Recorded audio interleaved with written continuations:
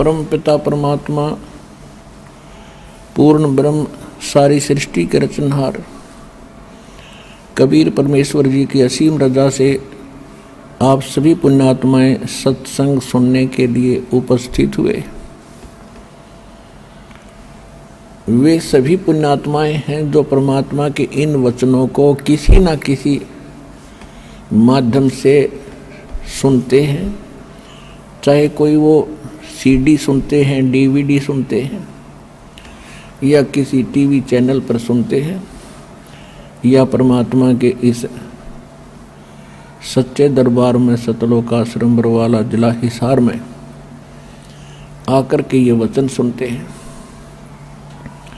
वो बहुत ही पुण्यकर्मी प्राणी हैं और इस ज्ञान को सुनकर जो इसका अनुसरण करता है, इस ज्ञान को ग्रहण करके फिर इसके अनुसार वो कार्य क्रिया करता है, यानी दीक्षा लेता है, फिर आजीवन मर्यादा में रह के भक्ति करता है, तो वो विशेष पुण्यकर्मी प्राणी होते हैं। गुरुपद से वह बिरला कोई, जापै कृपा साहेब की होई। गुरु जी की पद माने पद्धति, गुरु जी के द्वारा, सतगुरु के द्वारा बताई गई पद्धति यानी पूजा की विधि के अनुसार जो साधना करते हैं वो परमेश्वर के विशेष कृपा पात्र होते हैं। जो सत्संग सुनते हैं वो भी पुण्यात्मा होती हैं और सत्संग सुन के जो तड़फ उठती हैं, तिलमिला जाती हैं दीक्षा प्राप्त करने के लिए और परमात्मा पाने के लिए, और वो दीक्षा ग्रहण करके आजीवन मर्यादा में रह के ये सफलता प्राप्त कर लेते हैं, उनके ऊपर परमात्मा की विशेष रजा होती है। आप जी उन विशेष कृपा पात्रों में से हैं जिनके ऊपर परमात्मा ने विशेष रजा बख्शी है। इतनी सर्दी के अंदर और कहाँ कहाँ से कितने लंबे सफ़र को तय करके आप छोटे छोटे बच्चों को साथ लेकर इस दरबार में पहुँचे हो। आपके ऊपर परमात्मा घना प्रसन्न है। अपने आप ही आपको प्रेरणा करता है, आप ही आपकी व्यवस्था करते हैं। किसी के पास कोई भी चीज़ का अभाव है, धन नहीं है, वो व्यवस्था भी परमात्मा परमेश्वर कबीर जी कहीं ना कहीं से आपको वो व्यवस्था करते हैं और फिर प्रेरित करते हैं और फिर यहाँ लाते हैं, नाम दिलाते हैं। करे कराव ऐसाइयाँ मन में लहर उठा, दादू सज्जर जीव के वो आप बगल हो जा। सत्संग में आने से प्राणी को ये ज्ञान दिया जाता है, आत्मज्ञान, उसके साथ साथ परमात्म ज्ञान। आत्मज्ञान है कि आप कौन हो और मनुष्य जीवन आपको किस लिए प्राप्त हुआ है और इसका मूल उद्देश्य क्या है। और परमात्म ज्ञान है परमात्मा कैसा है, वो क्या लीला करता है, वो क्या सुख देता है और उस परमात्मा की प्राप्ति कैसे होती है, ये सत्संग होता है। तो सत्संग में सबसे पहले आत्मज्ञान कराया जाता है और फिर उसके बाद परमात्म ज्ञान होता है। आत्मज्ञान ये है कि आप असंख्य युगों से इस काल के जाल में भटक रहे हो, जन्म और मृत्यु की इस फांसी पर लटक रहे हो।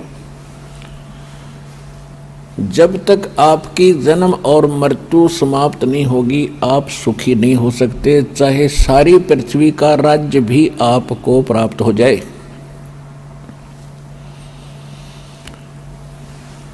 क्योंकि यहां वो सुख है ही नहीं 21 ब्रह्मांड में।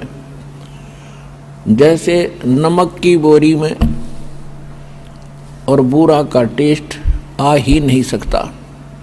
ये 21 ब्रह्मांड नमक की बोरी हैं, बूरा से मिलती जुलती हैं, सेम कलर है, सेम बोरी है, उनका आकार सेम है, लेकिन वो टेस्ट नहीं हो सकता जो बूरा में टेस्ट है।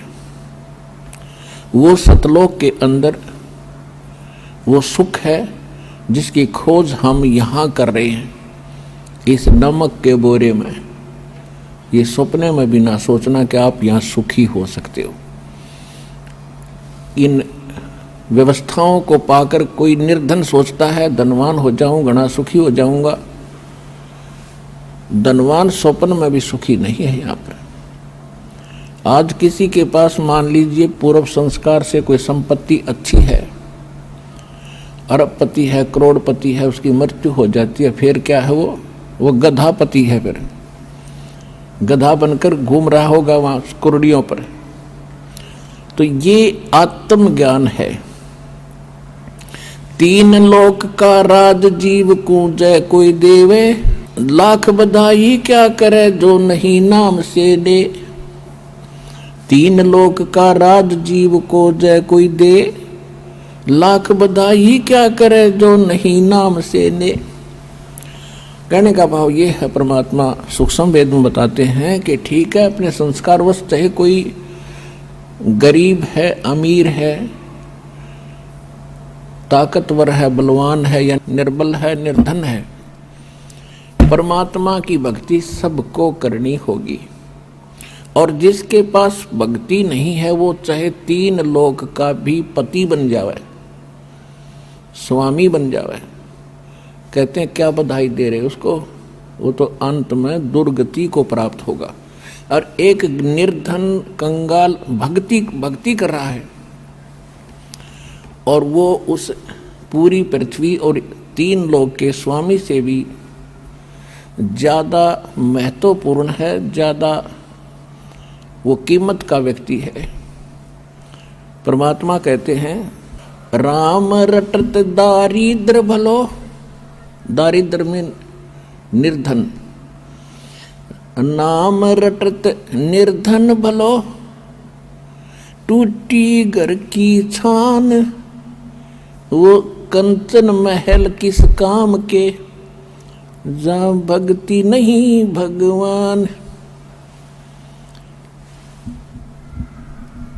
परमात्मा समझाना चाहते हैं कि भक्ति करने वाला प्राणी भले ही कितना ही निर्धन हो और उसके घर की छान यानी छत भी टूटी हो झोपड़ी की, और जिसके सोने के महल हो भक्ति ठीक करता ना हो, तो उसके विषय में परमात्मा कहते हैं वो कंचन महल किस काम के, जहां भक्ति नहीं भगवान। परमात्मा कैसा है, कैसे मिलता है और वो कहाँ रहता है और कैसी लीला करता है, बस इतनी सी बात होती है सत्संग के अंदर। और इनका विस्तार बहुत ज़्यादा बताना पड़ता है क्योंकि अज्ञान घना हो गया। वेद स्वयं बताते हैं कि परमात्मा स्वयं आते हैं सतलोक से चलकर और अपनी महिमा का ज्ञान और अपने पाने की विधि स्वयं ही बताते हैं, क्योंकि अध्यात्म मार्ग परमात्मा का होता है और परमात्मा ही बता सकता है। अन्य कोई किसी प्रकार से कोई साधना साधक करके अनुभव करने की चेष्टा करता है तो इनकम्प्लीट ही रहता है, क्योंकि यहाँ का भगवान जो है, जो यहाँ का स्वामी है, ये काल भगवान, ये नहीं चाहता कि यहाँ मेरे जाल में फंसे हुए प्राणियों को उस पूर्ण परमात्मा की जानकारी हो जाए और उसके पाने की विधि प्राप्त तो बिल्कुल नहीं होने देता, जिसके परिणाम स्वरूप आप देख रहे हो विश्व में कहीं पर भी सत साधना नहीं है, सत भक्ति नहीं है। इस सतलोक आश्रम बरवाला जिला हिसार ने छोड़ के पूरे विश्व में। अब प्रथम बार कोई व्यक्ति ये बात सुनता है तो वो उसके ये बात अच्छी सी नहीं लगती, उसके गले उतरे नहीं। और जिस समय ये प्रमाण देखोगे सदग्रंथों के अंदर गूढ़ रहस्यों को स्वयं आंखों से देखकर जानोगे, फिर आप सहर्ष स्वीकार करोगे कि सचमुच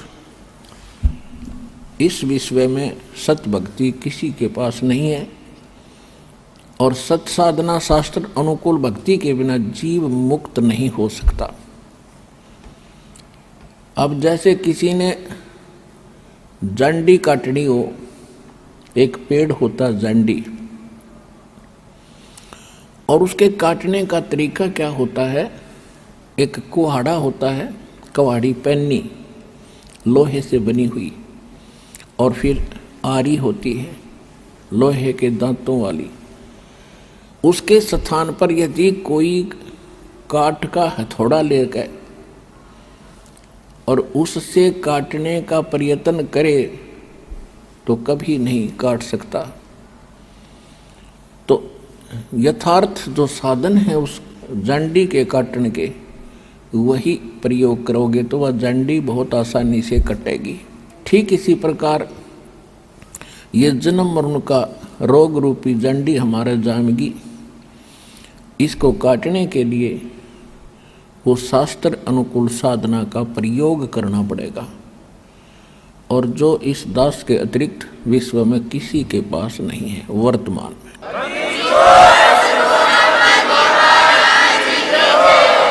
और जिन महापुरुषों ने यह जंडी काटी अर्थात मोक्ष प्राप्त किया, उन्होंने भी यही औजार प्रयोग किए थे जो दास आपको दे रहा है, बता रहा है, सुना रहा है, दिखा रहा है। और इस तरह जंडी कटेगी, इसी से ये मोक्ष होगा। आज आपको बताएंगे कि परमात्मा कैसे मिले,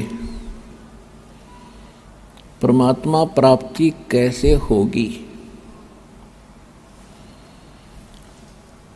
उसके लिए आपको प्रमाण भी देंगे और